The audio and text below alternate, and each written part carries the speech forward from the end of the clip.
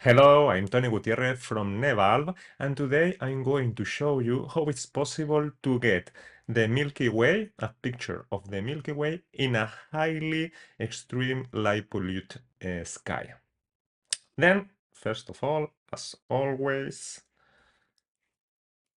the first is to import the images that you want to process in Nebulb. Today I'm going to do that in a different way because it's possible to drag and drop directly from another software the picture or to Nebulb. For example, in my case, sometimes I use Adobe Bridge like a software to review the picture because you have here uh, the slideshows of the pictures, and uh, for me it's easy to review the picture here. Then if you can use Adobe Bridge or Lightroom or another kind of software to review pictures or to manage your pictures. Then, for example, it's possible to get a folder and to drag and drop directly to Nebulb to import all the pictures. This is a different way to import because you can import the picture from the menu, from this button of this, and also you can drag and drop from the Finder, Adobe Bridge, Lightroom, and different software. And yes, this is the picture that I'm going to process today with Nebulb. It seems maybe that the Milky Way core is here, but it's difficult to see it because it's an extreme light polluted sky. This is the Montserrat mountain in Spain, in Catalonia. The lights that are behind the mountains are the lights of the city of Barcelona. That is one of the greatest cities in Spain. And yeah, uh, besides, this night was a 85% of full moon. 85, nearly full moon. The moon was on the left side of this frame. It's not inside the frame, but it was closer in the left side here, where is the mouse pointer, more or less. And U2 is this halo, these highlights that you can see in the left area of the picture due to the 85% of the moon. Then a lot of light pollution, a lot of natural lights, in this case due to the 85% full moon. And then, first of all, how many pictures are there here? We have 792 pictures, a lot of pictures in this case, and an hour and a half, more or less, an hour and a half of total time capture. Why so many pictures? Because this is an extreme conditions. The conditions are absolutely insane because it was impossible to see in the naked air the Milky Way core, and even it's very, very difficult, if not impossible, to see even in the camera or in the picture. In the field, it was impossible to see in the viewer of the camera, and now in the computer, for me, it's very difficult to see if there is the Milky Way is here or not. It's here because I know this is the Lagoon Nebula. This is my reference to see the Milky Way core, but it's so hard to see it. And then after that, it was some cloudy in the bottom side because these are some cloudy dust of the atmosphere. The atmosphere in the bottom side of the sky, it wasn't clear at all. Then one thing more. Then we have imported you can see here the parameters, the captured parameters. ISO 1600, the lens, focal length 50 millimeters, aperture 4, and 6 seconds of exposure time. Only 6 seconds due to the focal length, 50 seconds to get perfectly sharp stars. You can see in the pictures that the stars are perfectly sharp like dots. Then the second thing, we have imported the pictures, we have reviewed it, and the second thing that you have to do to process it in Nebulb is to define the sky mask. Is to tell Nebulb where are the stars, because Nebulb has to performs the compensation of the Earth rotation during this hour and a half of time, because I haven't used, it's very important, I haven't used any device like a star tracker. It's only my tripod, my camera, and that's all. During that hour, during this hour and a half, the sky has moved a lot, and Nebulb has to compensate this rotation.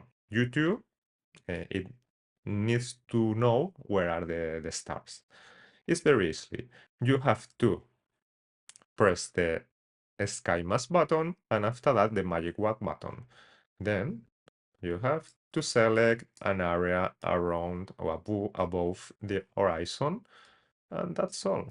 You have to do that for all the horizon. In my case, I usually begins from the left to the right, and that's all. This is the Montserrat mountain.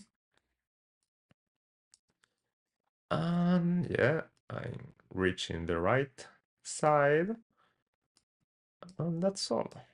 This is the only thing that we have to do before stacking. Yeah, I have selected all the area above the horizon, then press the bucket button and fill the sky, and that's all. Nebulb now knows where are the stars. Then we have imported, summary, we have imported the images, 792 images, because there are a lot of light pollution. This is a tip. If you are in a clear sky, in a more easily situation in which you don't have too much moon, you don't have too much a lot of light pollution, the situation is easier than this. You don't have to stack an hour and a half, but in this case it's necessary to perform an extreme stacking, because Nebulb has to reduce the noise to the minimum to be allowed to perform the maximum light pollution reduction. And that's for me, in a normal situation, or in a situation with a lot of light pollution, but not so hard like this, I usually stack more or less 10 or 15 minutes. But in this case, I've stacking an hour and a half. And you will see now the difference in result, because for this it's impossible for one picture to get anything interesting, but now you are going to see the difference for stacking only an hour and a half. And then the last thing that you have to do is to select what have to perform Nebulb during the stacking. In my case, because this is a lot of time, an hour and a half, I can get an star trail as well, even with, because I have a 50 millimeters, and yeah, I can get a good star trails in this picture. I'm going to leave the full processing. In this case, Nebulb is going to do the whole processing. And I'm going to unselect it special effect, because I don't want that Nebulb performs any improvement on the star trails, any fade in, fade out. In this case, because I'm going to show you one special thing of Nebulb, I will get a normal star trails without planes, without satellites, of course, smooth and without gaps, but without fade in and fade out effect. A classic one, star trails. And then that's all. Then I have to press the stacking button. Of course, you have to save before. Maybe we can, yeah. This is a testing project. You can. And that's all. Now Nebulb is going to stack the 792 pictures. You don't have to do anything during that time, because it's absolutely automatically processed. Then, if for example, if during that time you want to pause, you can pause stacking, In this case, I'm going to press no and resume later. You can pause and resume then. I'm going to pause because I've done that stacking before. Then because there are a lot of pictures to do. You can see here in the right bottom corner the remaining left time, 40 more or less 40 minutes in this case. The whole processing time in this case for this computer, this is a MacBook Pro, it spends more or less an hour. 792 pictures of 36 megapixels, more or less an hour in this computer. Then I've done this job before. I'm going to pause. Yes. Then Nebulb is going to pause. If I would like, it's possible to resume, for example. Resume is stacking now in my case, but you can resume, pause, and resume how many times you want. Then what I'm going to do now is to open the result of the stacking and continue from that. Recent projects, I think so is this. Open another project, yes. And this is what you get after stacking. This, you can see the same 792 pictures, the same 1 hour and a half, and this is what you get after stacking. The difference is now all the controls are enabled before stacking, except develop panel. The less panels were disabled, but now all are enabled.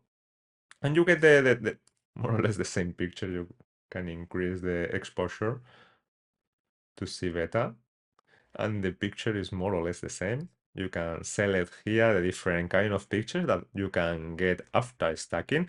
At the beginning, you only have original image, but after that, you have a lot of options because I've performed a full processing stacking. Then, if you compare between original picture and after stacking picture, more or less the same.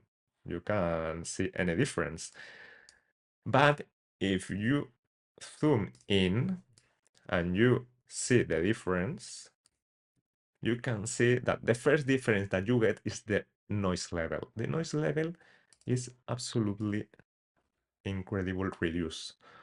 You can see here that there isn't noise. And in the bottom area, for example, this area, this is the result of the stacking. And the original one, you can see the difference. I'm going to increase a little more the exposure to see better. For example, here you don't have any information. It's very, very noisy. And here you can see the difference, the details in the ground area. I'm going to increase more the exposure. You can see all the details of this area compared with the original one. The noise reduction increase. Also, the good information that have the image, because during the stacking, Nebulb performs the noise reduction and also increase the information that you can see in the final image. And for this reason, you can recover all the details. Very important. Nebulb doesn't use artificial intelligence. Any artificial intelligence is using Nebulb. This is only the results of the stacking that Nebulb performs with the 792 pictures. But any artificial image in artificial intelligence is used to perform or to get these results. This is only image processing. And you can see the difference, the great difference between the details, not only in the sky, even in the ground. Then, once you get this image, original one, no, the stacking one, align stars, the first thing that you have to do is to perform, this is the magic. For me, this is the magic tool, the light pollution reduction. And you can see, I'm going to increase step by step because here you can see the difference you can see how can you get the Milky Way core appears in the picture is incredible. It's amazing for me. It's wow. I've seen it a lot of time, but for me it's like a dream. I remember you. Nebulb doesn't use any artificial intelligence. This is image processing. This is the result of stacking and applying the light pollution algorithm of Nebulb without any artificial intelligence. What you are seeing then here is because it's this information it was in the original images, but it was split in teeny amounts of bits information split in the 792 pictures.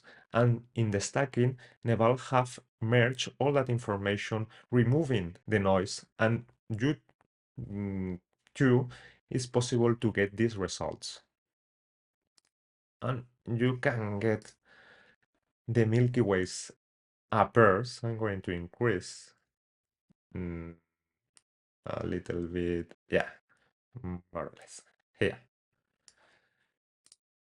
And you can see the Milky Way core, but you can improve even more because like the previous video that I've recorded, the problem in that case is that the Milky Way core, because we are using a 50 millimeters focal length, the Milky Way core is it's very big. It compares it's maybe a half of image size, and to avoid that the light pollution estimation that Nebulb performs include the good information of the Milky Way cores, you have to define an exclusion mask to avoid that the good information of the Milky Way is included in the light pollution estimation. For this, you only have to press the exclusion button, press the brush, and to select. This is, you don't have to be very precision for this. You only have to press the brush button and select the more clear areas, the highlight areas of the Milky Way core, and to press the refresh button.